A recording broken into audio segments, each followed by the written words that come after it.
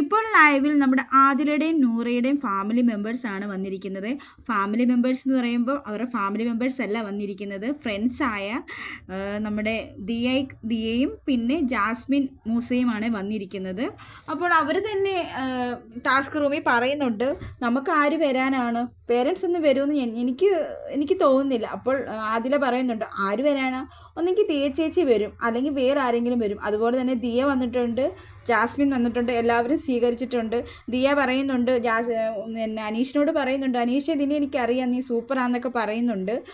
Big boss അവരുടെ task ഇങ്ങനെ നടന്നുകൊണ്ടിരിക്കുകയാണ്.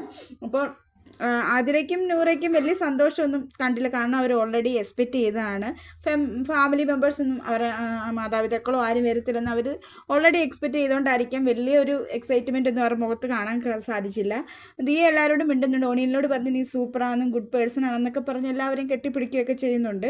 ഇപ്പോൾ ടാസ്ക് നടന്നുകൊണ്ടിരിക്കുകയാണ്. ടാസ്ക് ജയിച്ചെങ്കിൽ മാത്രമേ അവർ ലിവിങ് റൂമിലോട്ട് വരത്തുള്ളൂ. നമുക്ക് നോക്കാം എങ്ങനെയാണെന്നുള്ളത്. ഇപ്പോൾ ഓൾറെഡി നമ്മുടെ അക്ബറിൻ്റെ ഫാമിലി ഓൾസോ വന്നു കഴിഞ്ഞിരിക്കുകയാണ്. എല്ലാവരും സന്തോഷത്തോടെ സ്വീകരിച്ചു. ഇനി ദിയ ഒരുപാട് ആക്റ്റീവായിട്ട് തോന്നും. ജാസ്മിൻ മൂസ അങ്ങനെ ഒരുപാട് സംസാരിക്കുന്നൊന്നുമില്ല. ഗെയിമുകൾ ടാസ്ക് ഇങ്ങനെ പസിൽ ടാക്സ് ആണ് കൊടുത്തിരിക്കുന്നത്. അതിപ്പം അതിൽ ചെയ്തുകൊണ്ടിരിക്കുകയാണ്. അത് കഴിഞ്ഞ് അവർക്ക് പുറത്തിറങ്ങി അവരെ കാണാൻ സാധിക്കുമെന്ന് ബിഗ് ബോസ് പറഞ്ഞിട്ടുണ്ട്. എന്നിരുന്നാലും നമുക്ക് നോക്കാം.